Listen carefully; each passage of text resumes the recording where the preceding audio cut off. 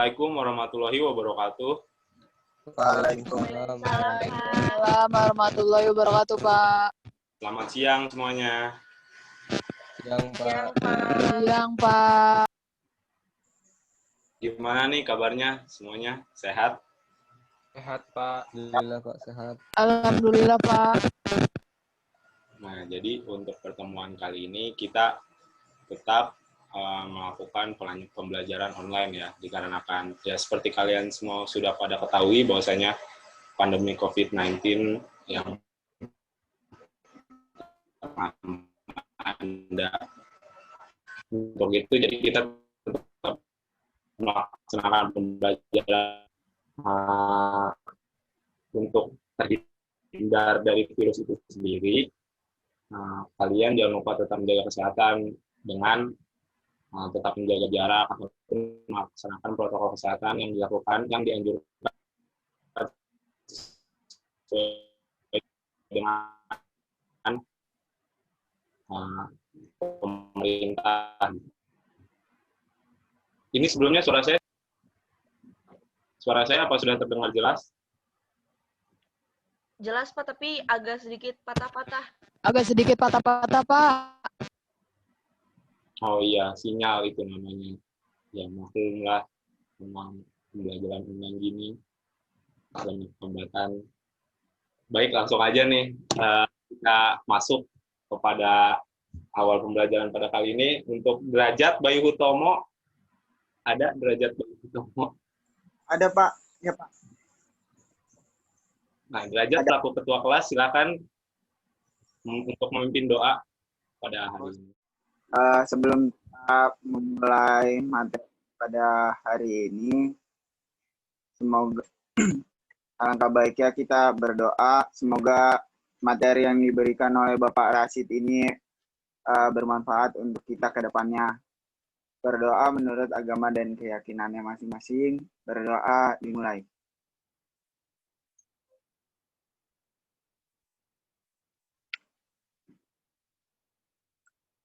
Amin. Selesai. Beri salam. Assalamualaikum warahmatullahi wabarakatuh.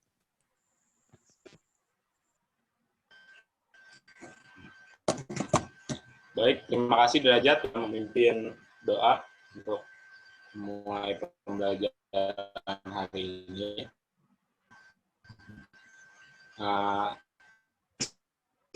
Belum ini.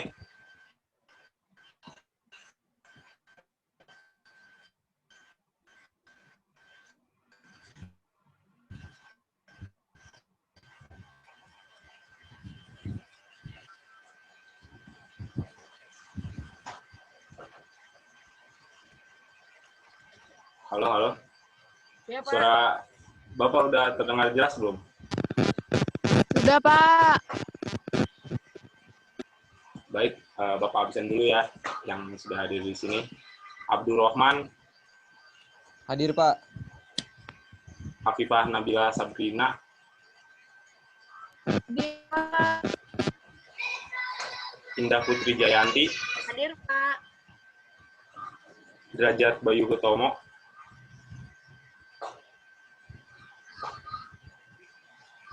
Derajat Bayu Hutomo. Hadir. Derajat. Pak. Doa saya, Pak. Oh iya. Haikal Nafi Fazli. Hadir. Baik, ini udah hadir semua ya. Langsung aja nih kita masuk ke pembahasan. Jadi kita bakal ngebahas soal masa reformasi. Sebelumnya kalian udah ada yang tahu belum apa itu reformasi?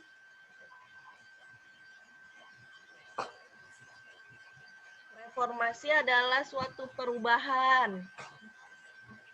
Reformasi diputuskan oleh Amin Rais, Pak. Perubahan politik, Pak.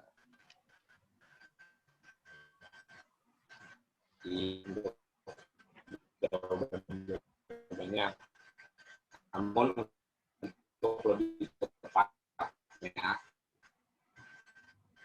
reformasi itu adalah terjadinya suatu perubahan pada suatu sistem ataupun tatanan kehidupan lama dengan tatanan kehidupan yang baru yang bertujuan untuk ke arah perbaikan dalam suatu bangsa ataupun suatu negara di suatu masa.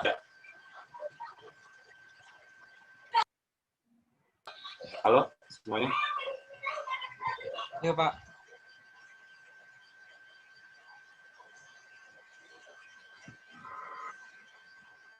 Kalian udah ada yang tahu belum nih kapan reformasi ini terjadi di Indonesia?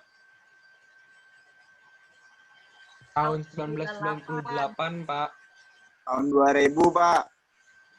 Tahun Salah. 98, Pak. Nah, jawaban yang benar itu tahun 1998 mereka. Nah, sebelum kita masuk ke materi pembahasan soal reformasi ini, sebelumnya akan ada video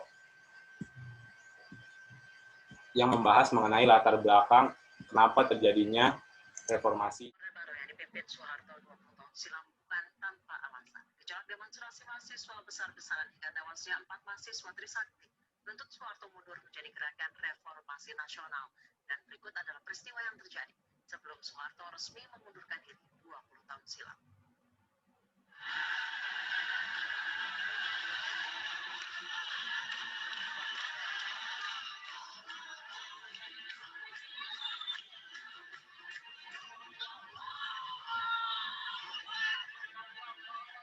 Mei 1998 menjadi salah satu bulan sangat penting bagi masyarakat tanah air.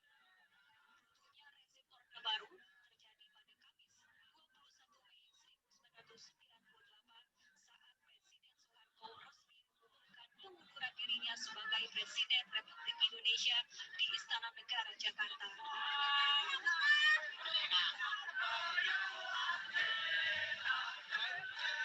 Setelah pengumuman Soeharto mundur dari jabatannya, B.J. Habibie yang menjabat Wakil Presiden dilantik menjadi Presiden ketiga Indonesia di depan Mahkamah Agung lantaran pelantikan Presiden di gedung DPR MPR tidak mungkin dilakukan karena seluruh sudut gedung Dewan diduduki mahasiswa sejak beberapa hari sebelumnya. Mundurnya Soeharto dari jabatannya sebagai Presiden bukan tanpa alasan. Malam sebelum pengunduran diri, 14 menterinya menolak bergabung dengan Komite Reformasi. 2 hari sebelum pengunduran diri dari jabatan Presiden, Soeharto sempat memanggil 9 tokoh Islam, di antaranya Nurholis Majid, Gus Dur, Kiai Haji Ali Yafi, serta tokoh lainnya. Namun, tokoh-tokoh ini menolak bergabung dengan Komite Reformasi Nasional, menyampaikan pesan bahwa rakyat Indonesia menginginkan Presiden Soeharto mundur dari jabatannya. Latar belakang utama kepemimpinan Soeharto tumbang karena aksi demonstrasi besar-besaran mahasiswa yang menduduki gedung DPR MPR semakin ramai sejak beberapa hari sebelumnya. Tidak hanya mahasiswa yang menggeruduk gedung DPR MPR, sejumlah tokoh yang bergabung dalam gerakan reformasi nasional juga berdatangan. Di antaranya Ali Sadikin, W.S. Rendra, Solihin Gebe, YBU Mangun Wijaya, Megawati Soekarno Putri, dan Amin Rais. Di hari yang sama, 18 Mei 1998, kejutan besar datang tiba-tiba dari Ketua DPR Harmoko yang menggelar konferensi pers menyikapi tuntutan reformasi. Orang dekat Soeharto ini meminta Soeharto mundur. Gelombang unjuk rasa mahasiswa semakin masif. Ribuan mahasiswa dari berbagai elemen mendatangi dan menduduki gedung DPR MPR. Mereka menuntut Soeharto mundur hingga menginap beberapa hari ke depan. Kerusuhan hingga pencerahan massal beraroma sara terjadi di sejumlah titik di ibu kota. Mulai dari 13 hingga 15 Mei 1998. Bahkan pemerkosaan warga keturunan Tionghoa menyelimuti kerusuhan di ibu kota. Pada 12 Mei 1998, 4 mahasiswa Universitas Trisakti Jakarta gugur setelah ditembak aparat keamanan saat berunjuk rasa di depan kampusnya di Grogol, Jakarta Barat. Para mahasiswa ditembak aparat keamanan setelah terlibat bentrok saat menggelar unjuk rasa menuntut Soeharto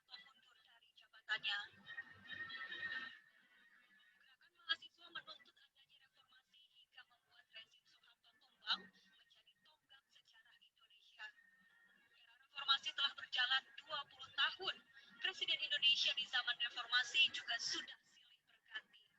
Semoga perjuangan reformasi tetap diingat pemerintah saat ini. Lima News melaporkan.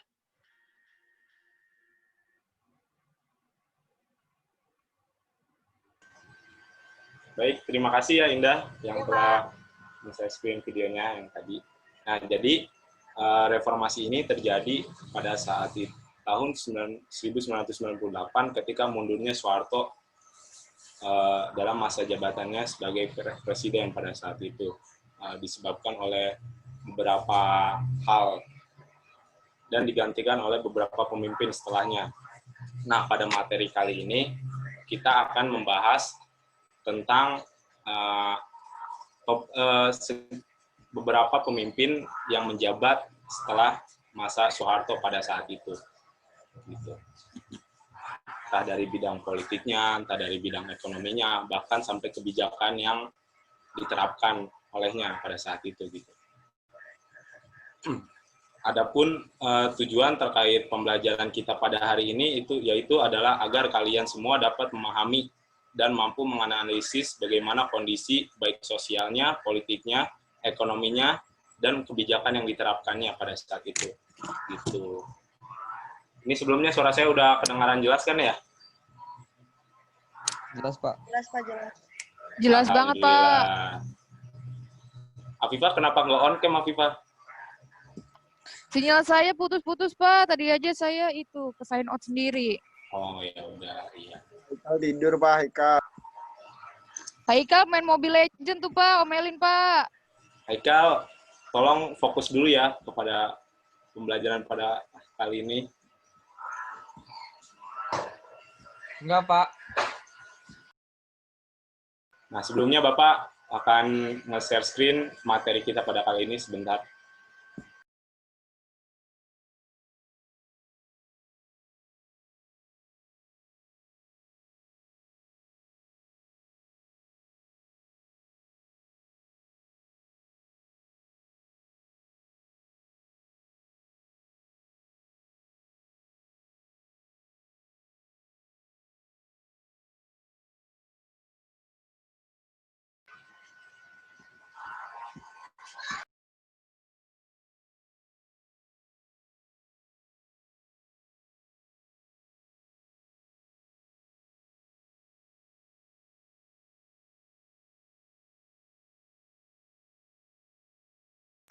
Apa udah kelihatan PPT-nya? Udah, Pak. Udah, Pak.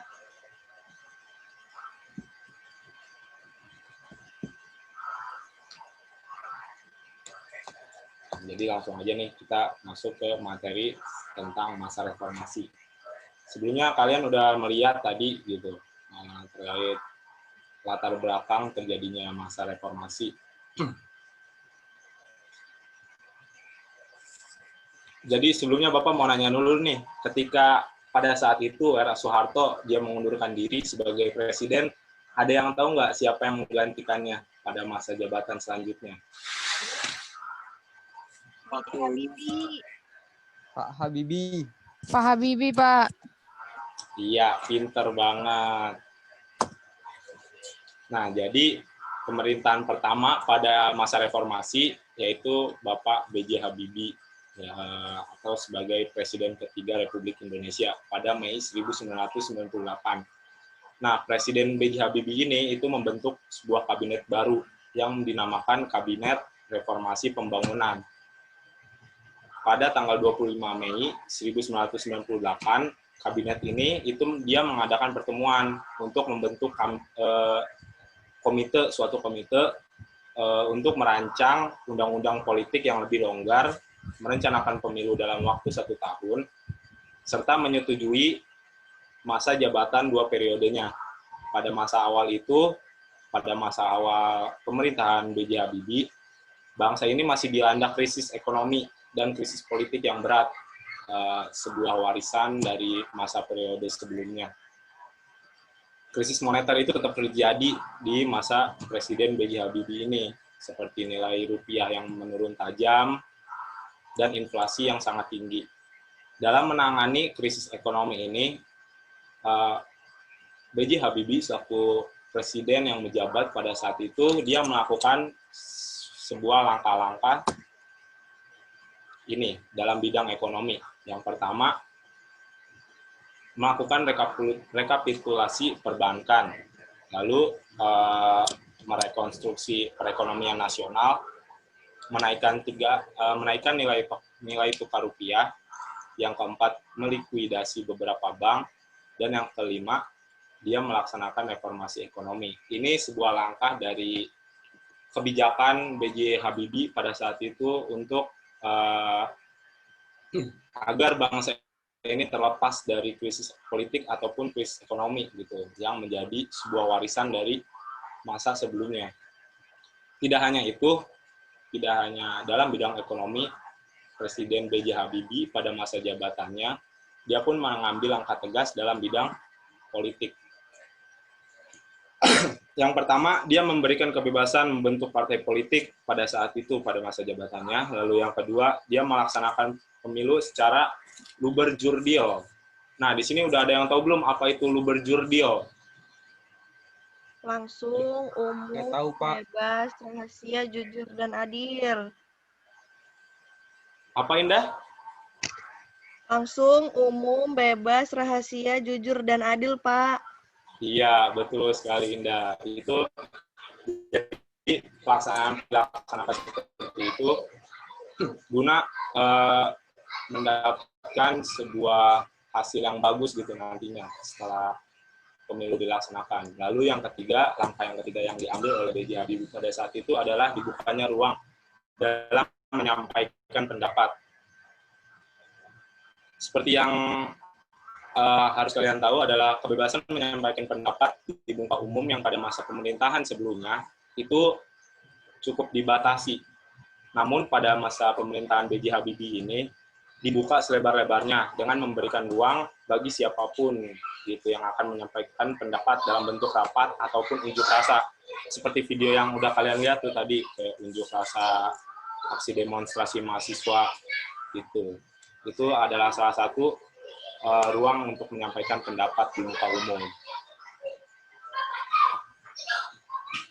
Namun, meskipun pada saat itu Presiden Habibie melalui kebijakannya, istilahnya untuk agar Indonesia lebih baik lagi dari masa sebelumnya, namun tetap saja gitu pada masa ini diwarnai dengan sejumlah persoalan gitu yang menyangkut hak asasi manusia. Salah satunya adalah ini dia. Yang pertama, peristiwa Semanggi. Peristiwa Semanggi ini hampir sama seperti yang kalian lihat, namun dalam konteksnya berbeda dalam video yang tadi gitu. Karena kalau yang video yang tadi adalah suatu unjuk rasa untuk menurunkan era Soeharto pada saat itu, namun jadi peristiwa Semanggi ini terbagi menjadi dua. Ada tragedi 1 Semanggi, ada tragedi 2 Semanggi. Nah, pada masa B.J. Habibie ini terjadi tragedi 2 Semanggi, yaitu sebuah peristiwa kasus penembakan terhadap demonstran di bilangan Semanggi yang menolak disahkannya Undang-Undang Penanggulangan Keadaan Bahaya pada masa itu. Peristiwa tragedi Semanggi 2 ini terjadi pada tanggal 24 September 1999. Nah, lalu yang kedua ini kerusuhan Ambon, sebuah peristiwa kelam pertikaian yang terjadi antara kedua agama di daerah tersebut yang menyebabkan korban hingga ratusan jiwa pada saat itu di masa B.J. Habibie. Lalu yang ketiga itu ada kerusuhan Aceh. Kerusuhan Aceh ini sebuah insiden antara aparat dengan warga setempat yang diakibatkan oleh satu dan lain hal, di mana insiden ini menyebabkan korban jiwa, gitu. Menyebabkan banyak korban jiwa. Lalu yang terakhir adalah terpisahnya Timur Timur. Ini adalah salah satu kejadian penting gitu yang harus kalian tahu, bahwasanya ketika masa pemerintahan B.J. Habibie pada saat itu melalui keputusannya ia mengizinkan Timur Timur untuk yang berakhir hanya wilayah tersebut dari wilayah NKRI, dan ini terjadi pada Oktober tahun 1999. ini adalah berbagai macam apa ya istilahnya kejadian-kejadian penting yang terjadi di Indonesia antara B.J. Habibie. Sampai sini ada yang mau ditanya? Ada yang ingin bertanya terkait masa pemerintahan B.J. Habibie?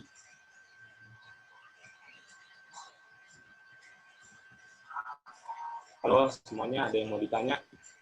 Tidak ada, Pak. Sebelumnya suara saya udah kedengaran jelas kan? Jelas, Pak, Dengar, jelas. Pak. Jelas, Pak. Iya. Ada yang mau bertanya nggak nih sebelum kita masuk ke masa jabatan selanjutnya? Tadi kerusuhan Ambon antara agama apa aja, Pak? Nah, ya lumayan baik. Pertanyaan yang bagus. Jadi pada saat itu terjadi suatu kerusuhan antara yang melibatkan kedua agama, gitu. Agama Islam dengan agama Kristen pada saat itu.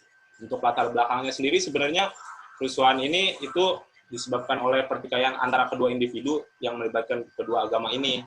Jadi dari pertikaian kecil biasa, namun dari kedua belah pihak merasa tidak senang dengan keberadaan pihak lain, jadi mereka membawa kelompoknya lalu ya terjadilah kerusuhan pada saat itu hingga menyebabkan ratusan korban jiwa pada saat itu gitu. Nah,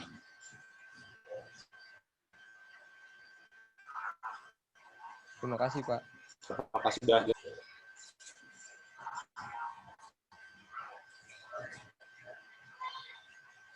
Baik, kalau nggak ada yang bertanya lagi, kita masuk ke masa pemerintahan selanjutnya. Yang keempat, Indonesia.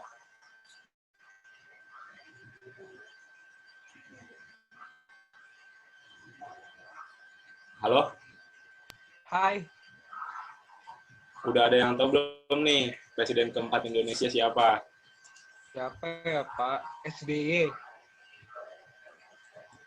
Salah, bukan. Derajat, coba siapa Derajat? Wati, Pak. Salah, Derajat. Indah, coba siapa Indah? Presiden Abdurrahman, keempat Pak, Indonesia. Tahu, Pak, siapa? Apa? Jokowi ya? Satu-satu. Salah, Haikal, bukan. Oh, saya Ayo, tahu, masa Pak. nggak ada yang tahu sih Saya Presiden? tahu, Pak. Siapa coba? Abdurrahman Siapa? Wahid atau Gus Dur. Iya. Abdurrahman, Betul, Abdurrahman. Indah. Abdurrahman, bukan Abdurrahman. Betul. Itu teman kita, Afifah. Oh, beda ya, Itu- Indah, maaf ya. Pak Jokowi dan Itu teman kalian, Abdurrahman. Abdurrahman 9 Nah, Mei. jadi Presiden keempat Indonesia yaitu adalah Abdurrahman Wahid atau yang sering kita kenal dengan sapaan Gus Dur. Nah, jadi pada saat pemilu yang dilaksanakan pada 7 Juni tahun 1999 yang diikuti oleh 48 partai politik pada saat itu, pada pelaksanaan voting sidang MPR memilih Kiai Haji Abdurrahman Wahid ini atau Gus Dur sebagai presiden keempat Indonesia gitu. Nah, pelantikan presiden keempat ini terjadi pada tanggal 28 Oktober tahun 1999 dengan Megawati Soekarno Putri sebagai wakil presidennya. Nah, untuk langkah selanjutnya ketika ia mengawali masa jabatannya, ia membentuk suatu kabinet dengan nama Kabinet Persatuan Nasional.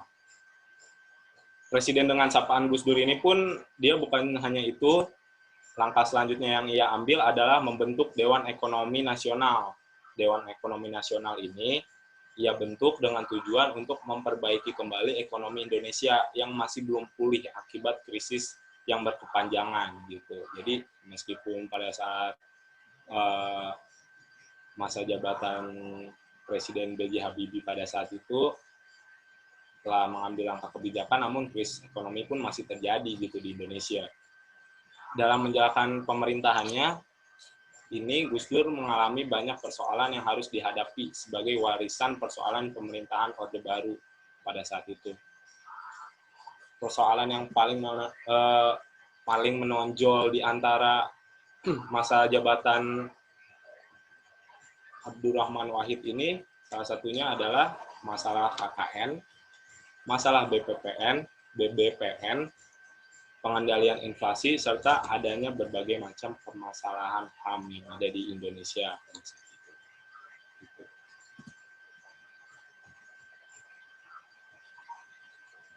Nah, lalu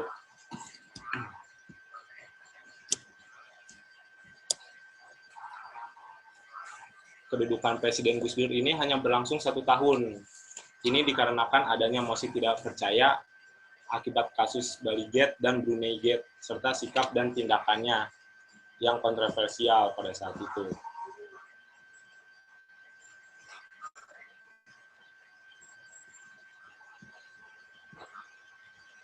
Sebentar.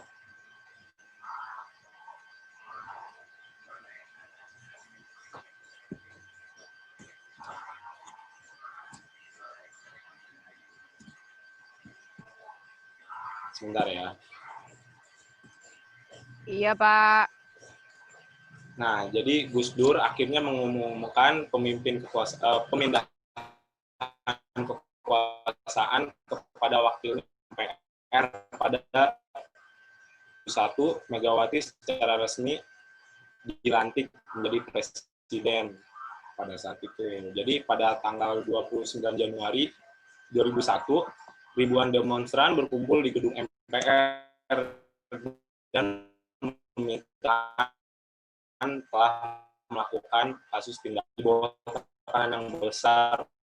Akhirnya Gus Dur pun mengumumkan pemindahan kekuasaannya pada saat itu. Jadi untuk itu hanya sebentar, berlangsung hanya 1 tahun. Nah, pemindahan kekuasaan berikutnya yaitu pada masa Megawati Soekarno Putri. Jadi Megawati Soekarno Putri ini adalah presiden kelima yang di Indonesia. Megawati ini dilantik menjadi presiden pada tanggal 23 Juli 2001 dengan Hamzah Has yang mendampinginya sebagai wakil presiden. Pada awal pemerintahannya ini, suasana politik dan keamanan menjadi kondusif seperti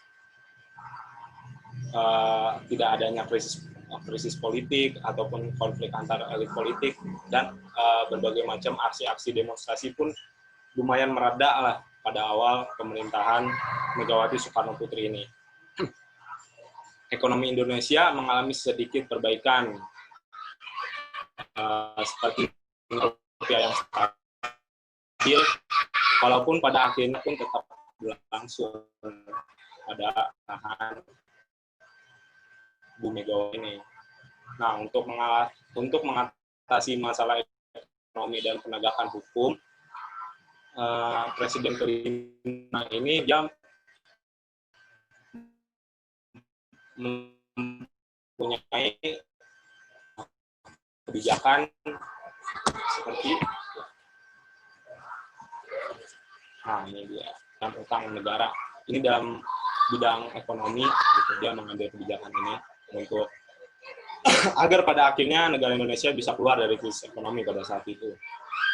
Meminta penjadwalan ulang pembayaran utang negara ini sebesar kurang lebih 5,8 miliar US dollar pada saat itu pada pertemuan Paris Club 3 di 12 April tahun 2002. Nah, lalu di tahun 2003 ia mengalokasikan pembayaran utang luar negeri sebesar 116,3 triliun gitu. Dengan demikian diharapkan bahwa pada akhirnya utang luar negeri Indonesia ini sedikit berkurang. Lalu yang kedua itu dia memutuskan kerjasama dengan lembaga keuangan IMF. Yang ketiga memperbaiki kinerja ekspor.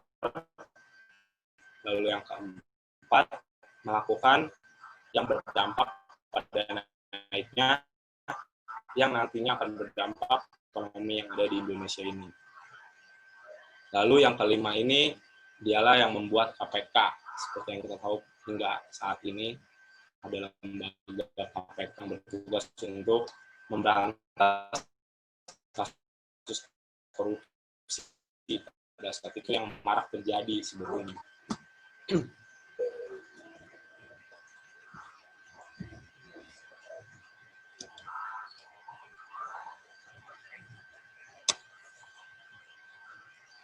Lalu pada pemilu tahun 2004 yang dilaksanakan 2 tahap, tahap pertama memilih anggota legislatif yang diselenggarakan pada 5 April 2004 dan diikuti oleh 24 partai politik. Nah, sebelum masuk ke materi selanjutnya, sudah ada yang tahu belum nih siapa presiden ke-6 yang akhirnya menggantikan Ibu Megawati Soekarno Putri ini? Abdurrahman, Haikal, Pak. coba. Abdurrahman. Abdurrahman Wahid itu presiden sebelumnya, Haikal. Tahu nih Haika. Pak. Haika bercanda mulu nih, SBY. Pak. Jokowi, Pak. Jokowi. SBY, Pak, SBY. Jokowi. Joko Widodo itu presiden yang menjabat hingga saat ini, Haikal dan Derajat. Soekarno Nah, kayaknya. Oh, Bambang Yudhoyono, Bapak. Soekarno kayaknya deh. Betul sekali. Soekarno ya, Pak? Jawabannya. Pada 20 Oktober tahun 2004, Susilo Bambang Yudhoyono ini dilantik sebagai Presiden Republik Indonesia yang ke-6 pada saat Yusuf Kala selaku wakil presidennya. Nah, Presiden Susilo Bambang Yudhoyono ini dia mengambil kebijakan yang ditempuhnya yaitu, nah ini dia. Jadi yang pertama, kebijakan yang ditempuh adalah memperpanjang status darurat sipil Aceh dan penundingan damai dengan GAM pada saat itu. Dengan GAM di Helsinki, Finlandia, dengan perantaraan krisis manajemen inisiatif yang dipimpin Marty Ahtisaari. Kejadian ini terjadi pada tanggal 28 Januari tahun 2005. Lalu yang kedua itu, kebijakan yang kedua yang diambil oleh Susilo Bambang Yudhoyono ini adalah meningkatkan volume ekspor dan impor. Lalu yang ketiga, pemerintah melakukan peminjaman ke CGI sebesar 26,87 miliar US dollar untuk menutupi separuh defisit APBN yang terjadi pada tahun 2005. Lalu yang keempat, meminta penjadwalan ulang pembayaran utang luar negeri. Dan yang kelima, dia mengambil kebijakan mengurangi subsidi BBM dengan jalan menaikkan harga BBM. Kebijakan yang diambil pada arahan Susilo Bambang Yudhoyono ini. Nah, jadi Pak SBY ini terpilih menjadi presiden untuk kedua kalinya. Kebijakan yang dilakukan pada masa jabatan telah dilakukan pada masa jabatan sebelumnya. Kebijakan yang tadi sudah disampaikan itu tetap dilakukan kedua setelah Presiden SBY ini kembali menjabat sebagai Presiden Republik Indonesia. Pak Rashid, saya izin ke toilet ya. Oh iya, Abdurrahman.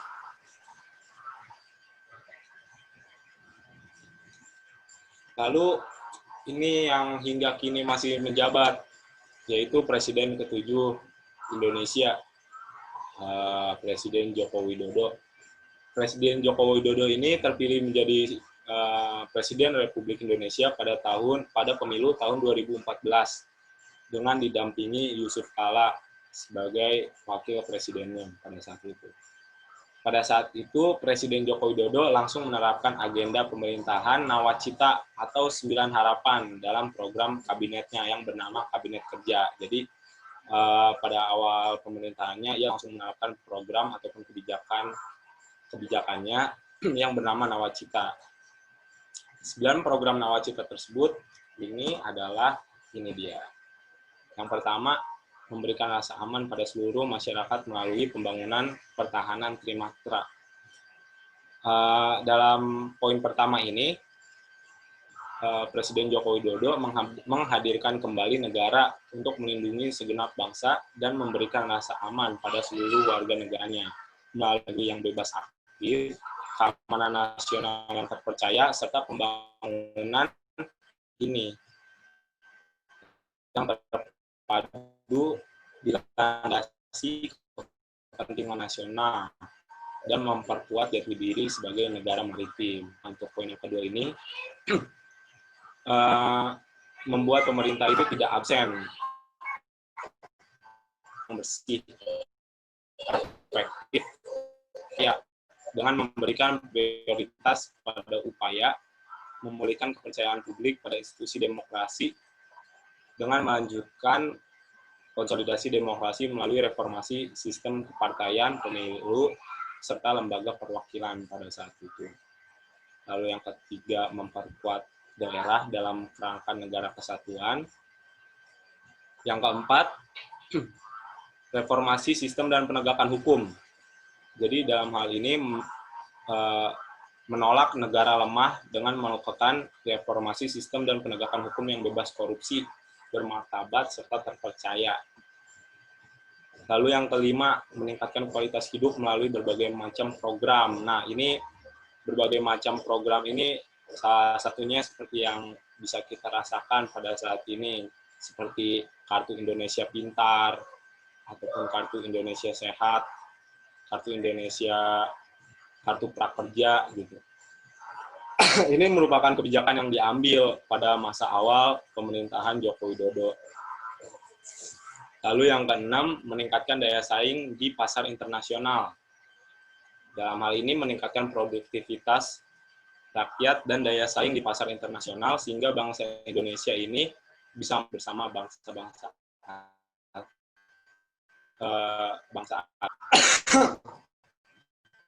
Lalu yang ketujuh, mewujudkan kemandirian ekonomi.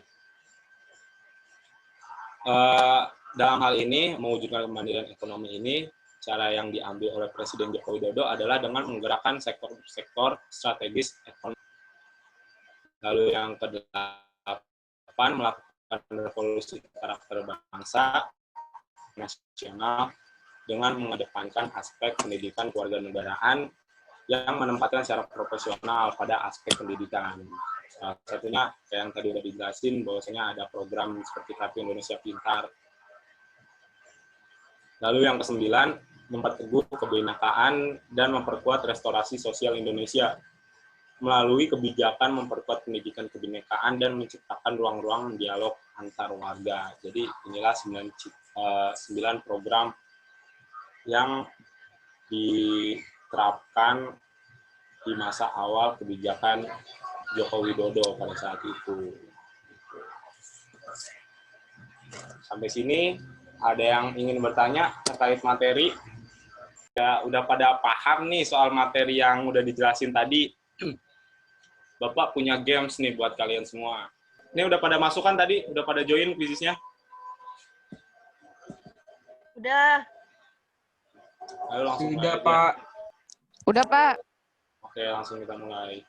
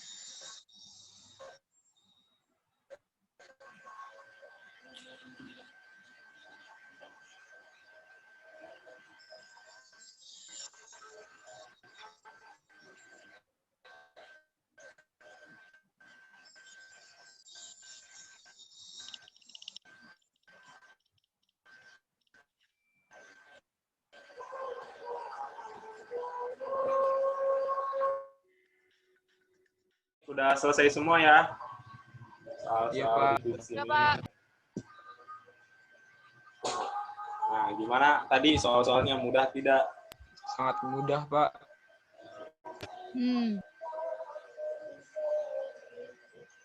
Berarti udah pada paham ya soal materi pada pembelajaran pada hari ini. Paham, Pak.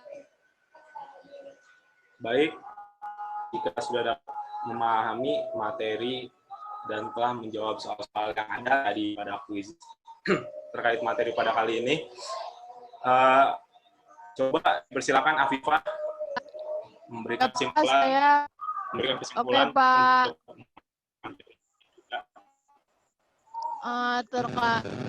Terkait kesimpulan materi pembelajaran pada kali ini, yaitu era reformasi Indonesia ini dimulai pada saat jatuhnya era pemerintahan Soeharto pada tahun 98, Pak. Pada saat itu berpindah masa jabatan kepada wakilnya, yaitu Pak Habibie. Di era Pak Habibie, beliau melaksanakan beberapa strategi untuk membangun kembali Indonesia. Pada saat itu melalui bidang ekonomi serta bidang politik. Dilanjut dengan masa pemerintahan Gus Dur, Megawati, Susilo Bambang Yudhoyono, dan Joko Widodo hingga kini, Pak. Kurang lebih seperti itu. Terima kasih, Afifah. Iya, Pak, telah sama-sama. menyampaikan kesimpulannya. Nah, jadi untuk kesimpulannya pada kali ini, reformasi itu sendiri adalah suatu perubahan pada tatanan sistem ataupun tatanan kehidupan seperti yang sudah Bapak sampaikan di awal tadi. Yang terjadi seperti yang sudah Bapak sampaikan di awal tadi, reformasi ini terjadi di awal tahun 1998. Diawali dengan masa pemerintahan B.J. Habibie yang pertama kali menjabat pada saat itu menggantikan Presiden Soeharto. Melalui kebijakannya dalam berbagai macam bidang seperti bidang politik ataupun bidang ekonomi, ia mencoba mengembalikan kembali Indonesia dari masa krisis. Tidak hanya terjadi pada masa Habibie saja gitu. Kebijakan dalam bidang pemerintahan itu memiliki kebijakannya masing-masing.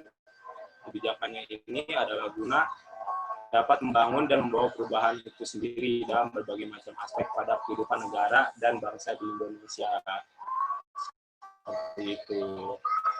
Baik, Mas, semangat untuk mengikuti pembelajaran pada kali ini. Tapi kita harus tetap semangat gitu untuk mengemban ilmu, karena ya melalui ilmu lah kita dapat membuka wawasan kita kembali terhadap dunia.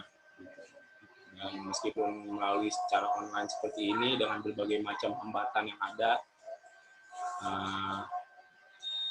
semoga pembelajaran pada kali ini dapat tersampaikan dengan baik kepada kalian semua. Baik, sebelum kita mengakhiri pembelajaran pada kali ini, mari kita berdoa menurut agama dan kepercayaannya masing-masing. Berdoa dimulai.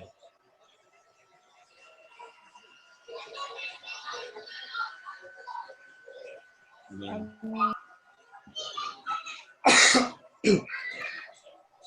Terima kasih ya buat kalian semua yang udah